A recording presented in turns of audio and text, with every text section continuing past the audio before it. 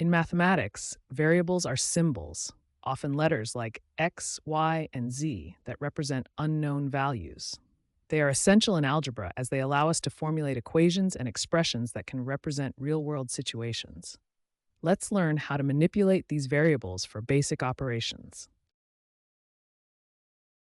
We'll explore basic operations like addition, subtraction, multiplication, and division involving variables. This will help in solving equations efficiently. Let's start with addition. Consider the equation x plus 3 equals 7. To find x, we subtract 3 from both sides. This will lead to our solution. Let's solve the equation x plus 3 equals 7 step by step. First, we will write the equation. Next, we subtract 3 from both sides of the equation. This gives us. Now let's look at subtraction. Y minus 4 equals 2. By adding 4 to both sides, we can find y.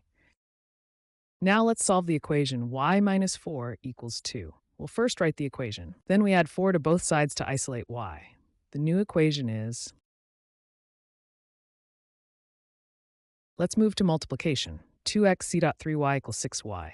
This expresses how to simplify multiplication of variables. Here, 2x and 3y combine to form 6xy. Division can be expressed as frat y3 equals x. To find y, we multiply both sides by 3. This concludes our introduction to variable operations. In conclusion, understanding the concept of variables as placeholders for numbers and practicing operations involving them is crucial in mathematics. This knowledge lays the foundation for solving complex equations and real-world problems.